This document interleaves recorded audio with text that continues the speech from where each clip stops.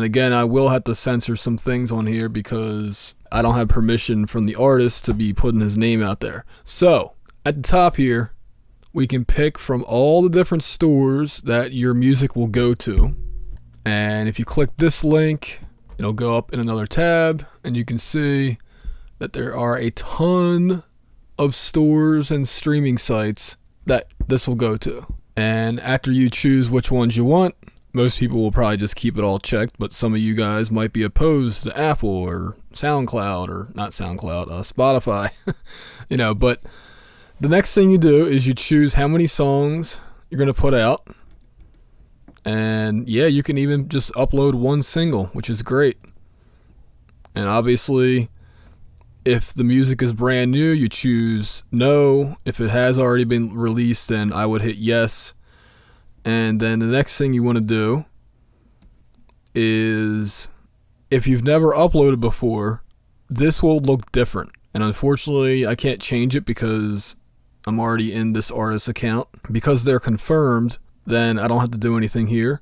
And right here is where I enter the release date. They recommend at least 1 week prior to releasing that you upload your music. And this is true. It's not like YouTube or SoundCloud where you upload your file and it's up there within like 5 minutes. It doesn't work that way. When you're uploading to all these different streaming services and music stores, you need to upload your stuff, I would even say 2 weeks ahead of time. But it is nice because, as you can see, there is a pre-order option. And then you can also choose a record label, which again, I recommend getting the Musician Plus account because it makes things a lot easier. So the next steps are, you need to submit album art. Even though you can upload smaller artwork, what happens is, if you don't upload 3000 by 3000, even if you had to upres it, which I don't recommend doing, but if you had to upres it to 3000 by 3000, they will accept it, which is ridiculous, but hey, whatever. Like I said, if you're going to do album art, make sure it's at least 3000 by 3000 so that it looks sharp on all the different stores. Next up, obviously the language, and they got a bunch of different languages. And then genres. Cool, right? Oh, I'm going too fast. Let me scroll. Do. And then the subgenre, I don't know if there's any difference here. This is actually one area I'd like to see improvement on, if possible, but I don't actually know if that would be possible, because I think DistroKid is trying to cater to all the different streaming places, and not all of them have the same universal genres. So, after you get past that, by the way, this is one thing I don't like. It's like this gray lettering on a white background. Like, honestly, it's hard for me to read some of these words. And I get why they do that, because when you're typing things in, it'll show up as black or whatever. But I just have always had a problem with the contrast being that like that on a properly calibrated monitor. So, alright, this is actually really useful right here. So, you type in your title. Let's say it's, I don't know, Dope Fish Fiend. And then if you do have other people on there, it tells you all the things right on here. I'm not going to read it, but yeah, follow the directions. They make it relatively simple. You just have to follow the directions. And then if you did a cover song, you have to choose this option. It'll pop this up and it'll explain to you how all that stuff works. And yes, they use a third-party website called Louder to handle everything. So let's actually try something. I don't know if you can do a Michael Jackson song. Original. Nope. See, it's not working like that. I don't know. I've never tried doing cover songs. I'm gonna assume some of them do get rejected. But yeah. This makes it easier. You do have to pay extra for this, but that's just the way things go if you're not using your own original music. If you are, then you actually can add credits, which is awesome. Right? Because a lot of stores are supporting this nowadays. And you can even upload lyrics. Yes.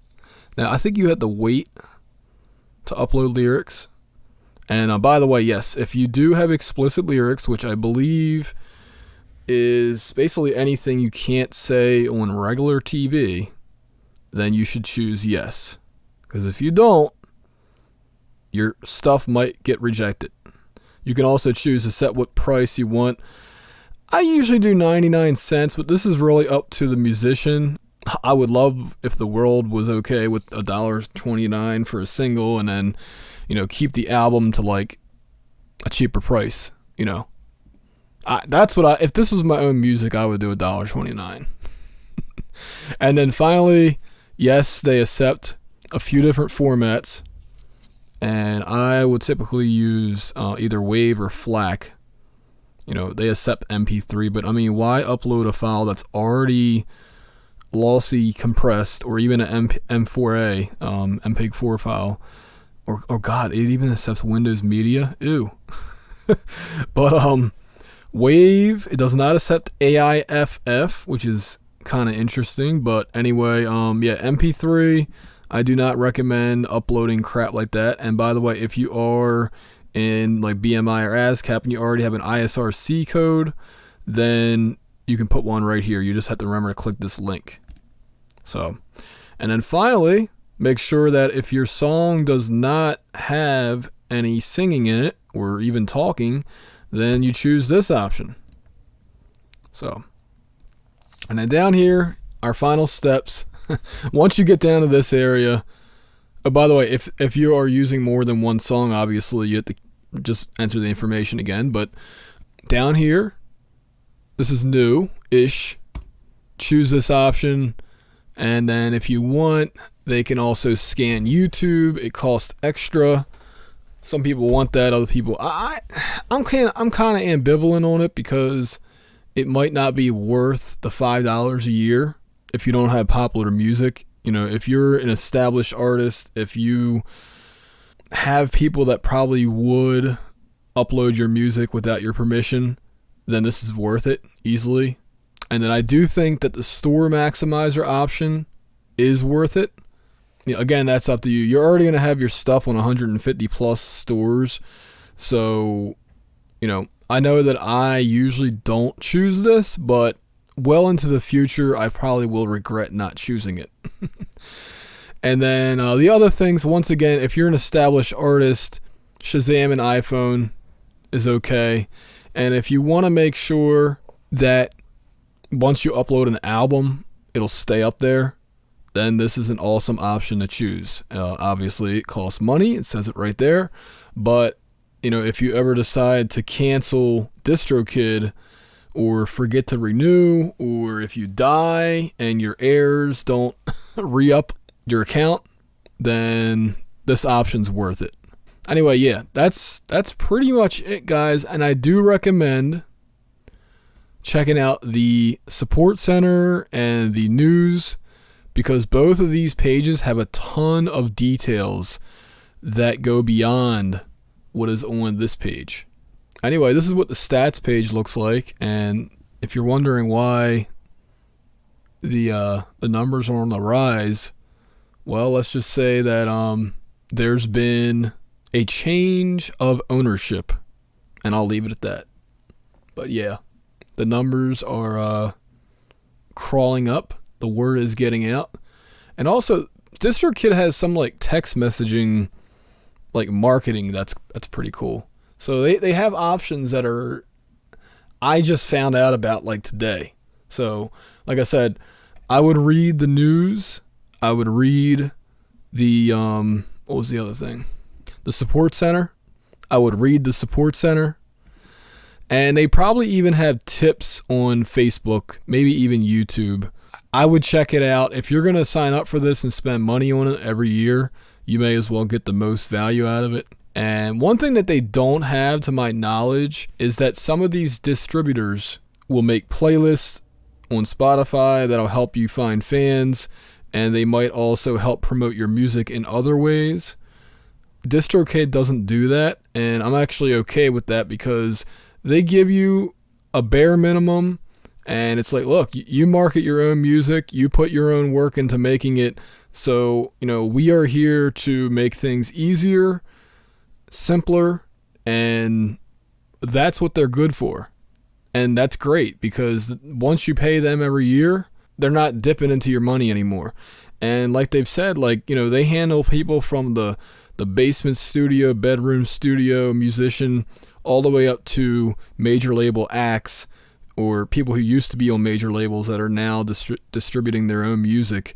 I will say this, I've never needed tech support from them, although they did reject a couple of the albums I uploaded on here, but that was quickly fixed. So I will say that from that I should show you the Teams thing. So the way this works is, because this is a Musician Plus account, I can have up to 2 people on here, but then you do need to have other people to be members. So, this is the one time they do add a fee that you might not have anticipated, but as you can see, they get a 50% discount coupon. So then you click select a release. Actually, I may as well do this. I have to censor things, but it is what it is. And then what we can see here is that there's a breakdown with each song, and then you add a new team member, and then you split it up that way per song. So they make it pretty easy, and like I said earlier, the payout options are very nice because they handle currency. You can get it done through PayPal. You can get it done through direct deposit banking. You can get a check mailed to you. You can get currency exchanged if you're an international person. Now, those options do cost more money, but DistroKid does a good job at handling any of that type of stuff. And instead of having to go through, if you were to do this on each individual streaming service, I mean, just imagine how long that would take to set everything up, and then you gotta, some of these might not pay out unless you hit a certain mark, so the way I look at it is I would rather all my money go to the same pot and then get that out from one website, and that's what DistroKid allows you to do, besides the fact that they get you through the gate to begin with. So I definitely recommend this service. I have not had any real big issues with it, and I think that it is very easy to use. It's designed for musicians, no offense, but I don't know. If you guys out there have used DistroKid, let me know your opinions of it. I have never done the payout process because that's not my deal. I am the person who has set up an account and uploaded music on behalf of an artist, but my that's where my stuff ends. I've looked at stats for them, but that's about it. Anyway, thanks for watching, and let me know what you all think in the comments section.